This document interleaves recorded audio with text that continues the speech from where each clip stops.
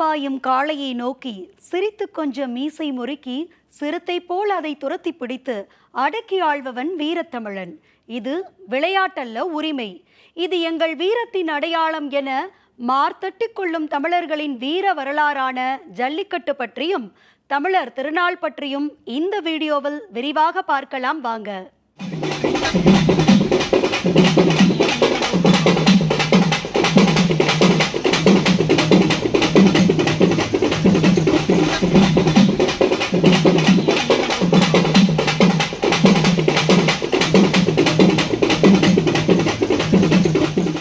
தமிழர்கள் எண்ணற்ற விழாக்களை கொண்டாடி மகிழ்கின்றனர். அவற்றில் மிகவும் முக்கியமான விழாவாக கொண்டாடப்படுவது தமிழர் திருநாள் என்று அழைக்கப்படும் பொங்கல் திருநாள் ஆகும்.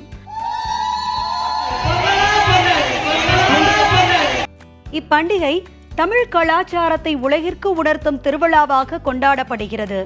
வேளாண்மையை அடிப்படையாக கொண்ட தமிழர் தம் இறைவனான சூரியனுக்கு நன்றி செலுத்தும் விதமாக கொண்டாடுகின்றனர். இப்பொங்கல் பண்டிகையானது 4 நாட்கள் கொண்டாடப்படுகின்றது.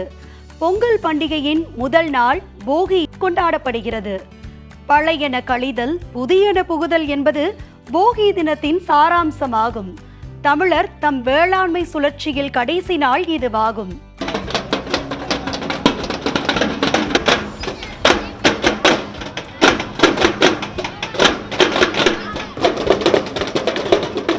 இது மார்கழி கடைசி தினம் அனுசரிக்கப்படுகிறது. தற்போதைய காலங்களில் வீட்டில் உள்ள பழைய பொருட்களை மாற்றும் தினமாக கடைபிடிக்கப்படுகிறது.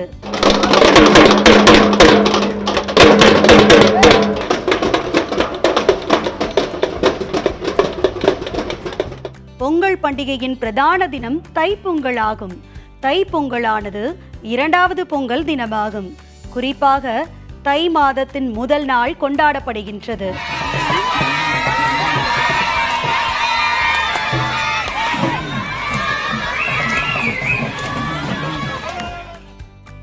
இந்தியாவில் மட்டுமல்லாது உலகில் உள்ள அனைத்து தரப்பு தமிழ் மக்களாலும் கொண்டாடப்படுகின்றது. விளைவித்த பயிர்களை அறுவடை செய்ய அத்தனை நாளும் உழவர் தமக்கு உதவிய சூரியனுக்கு பொங்கல் வைக்கும் தினமாகும். அன்றைய தினம் குளித்து புத்தாடை அணிந்து நண்பர்களுடனும் உறவினர்களுடனும் இணைந்து கொண்டாடி மகிழ்வர்.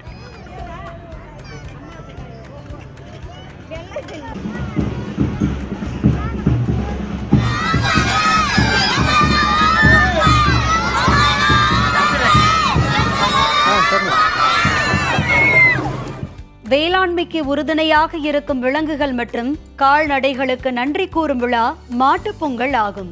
இது 3ஆம் நாள் விழாவாகும்.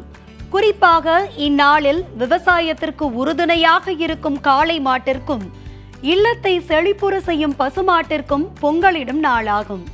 அன்றைய தினம் மாடுகளின் இடங்கள் சுத்தம் செய்யப்பட்டு மாடுகளை குளிப்பாட்டி கொம்பு சீவி வண்ணம் பூசி உழவு கருவிகள் அனைத்தையும் வைத்து படையில் வைத்து பொங்கி மகிழ்வர்.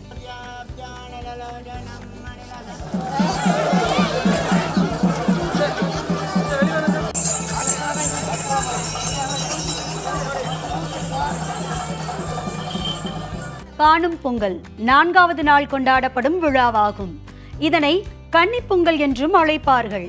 இதில் உற்றார் உறவினரை சந்தித்தல், பெரியோர்களிடம் ஆசி பெறுதல், விளையாட்டுகள் போன்ற நிகழ்ச்சிகளுடன் மகிழ்ச்சியாக கொண்டாடுவார்கள்.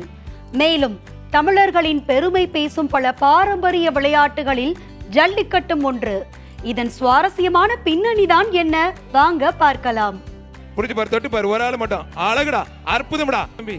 அருமையான வீரர், அருமையான காளை. காளையை அடக்கும் வீரர்களுக்கு பெண்களை கொடுக்கும் வழக்கமும் இருந்தது. விஜயநகர அரசர்களின் ஆட்சியின் போது ஜல்லிக்கட்டு என்ற பெயர் உருவானது. அதற்கு முன்பு ஏறு தழுவுதல் என்ற பெயரில் அழைக்கப்பட்டது. இதற்கு எருது விடுதல், மஞ்சு விரட்டு, காளை விரட்டு, கொள்ளேறு தழுவுதல், ஏறுகோல் உள்ளிட்ட பல பெயர்கள் உள்ளன.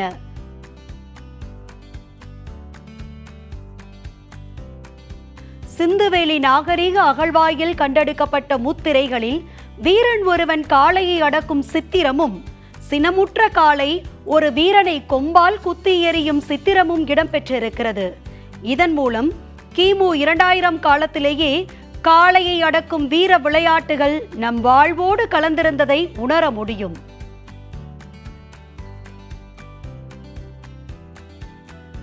மேலும் தமிழர் வாழ்வியலுக்கு சான்றாக இருக்கும் சங்க இலக்கியங்களிலும் ஆற்றுப்படை நூல்களிலும் சிலப்பதிகாரம், மணிமேகலை போன்ற காப்பியங்களிலும் ஜல்லிக்கட்டு குறித்த செய்திகள் உள்ளன. பழந்தமிழ் நூலான கலித்தொகையில் ஏறு தழுவுதல் சிறப்பாக குறிப்பிடப்பட்டுள்ளது. ஸ்பெயின், போர்ச்சுகல், மெக்சிகோ நாடுகளில் காளை போர் முக்கியமான தேசிய பொழுதுபோக்கு விளையாட்டாக இன்றும் நடைபெறுகிறது. காளைகளை அரங்கத்திற்குள் விரட்டி ஆத்திரமூட்டி சண்டையிட்டுக் கொள்வதே இக்காளை போரின் நோக்கம். காளை போரும் ஜல்லிக்கட்டும் ஒன்று போல தோன்றினாலும் இவை இரண்டும் முற்றிலும் வேறுபட்டவை ஆகும்.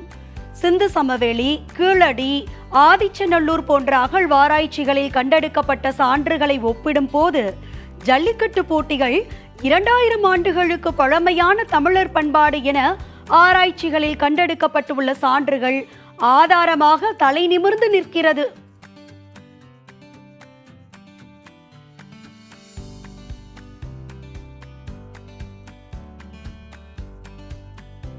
மேலும் தேனி மாவட்டத்தில் வைகை ஆற்றின் தென்கரையில் உள்ள புலிமான் கோம்பை என்ற இடத்தில் காளையுடன் போராடிய இளைஞர் ஒருவரின் சிற்பத்துடன் ஆகோல் ஆணிரை மீட்கப்பட்டான் கல் என தமிழ் எழுத்துக்களுடன் நடுகள் ஒன்று அகழ்வாராய்ச்சியின் போது கண்டெடுக்கப்பட்டது.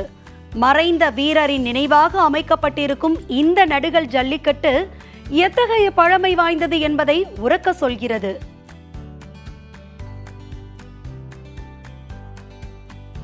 மதுரை மாவட்டத்தில் அலங்காநல்லூர், பாலமேடு, அவனியாபுரம், பேரையூர் போன்ற இடங்களிலும், சிவகங்கை மாவட்டம் சிராவயல், சிங்கமுனரி, புதூர், அரளிப்பாறை போன்ற இடங்களிலும், புதுக்கோட்டை மாவட்டம் நார்த்தாமலை போன்ற இடங்களிலும் ஜல்லிக்கட்டு நடைபெறுகிறது. மேலும் திருச்சி, தேனி போன்ற தென் மாவட்டங்களிலும் இந்த வீர விளையாட்டு நிகழ்கிறது. Super, super. ஆஹா ஆஹா, விட்டா குத்த சிறப்பான கால, சூப்பர். மாடு வருவது. ஏறு தழுவுதல் ஜல்லிக்கட்டாக மாறியது எப்படி? அக்காலத்தில் ஏறு தழுவுதல், ஏறுகோள் என்ற பெயரில்தான் ஜல்லிக்கட்டு போட்டிகள் நடத்தப்பட்டு உள்ளது. ஏறு என்றால் காளை. வாடிவாசல் திறக்கப்பட்டு திமிரோடும் வரும் காளைகளை வீரர்கள் தழுவி அணைப்பதால் ஏறு தழுவுதல் என மக்கள் பெயரிடப்பட்டதாக வரலாற்று ஆய்வுகள் கூறுகின்றன. பின்னர் விஜயநகர மன்னர்கள் மதுரையை ஆட்சி செய்யும் போது சல்லிக்காசு என பெயர் மாற்றம் செய்ததாக பல ஆய்வுகள் நமக்கு கூறுகின்றன. காளைகளின் திமிழில் காசுகளை கட்டி வைப்பார்கள். இதை அடக்கி யார் காசுகளை எடுக்கிறார்களோ அவர்கள்தான் வெற்றி பெறுவதாக அறிவிக்கப்படுவார்கள். சல்லிக்காசு என்பதுதான் நாளடைவில் ஜல்லிக்கட்டு என மருவியது. சிறப்பான கால மாடு, புடி மாடு இல்ல. அண்ணாச்சி பரிசு வாங்கிட்டு போ. பொங்கல் பண்டிகையை முன்னிட்டு உலக புகழ் பெற்ற மதுரை அவனியாபுரம், பாலமேடு மற்றும் அலங்காநல்லூர் ஜல்லிக்கட்டு போட்டிகள் தொடங்க உள்ளது.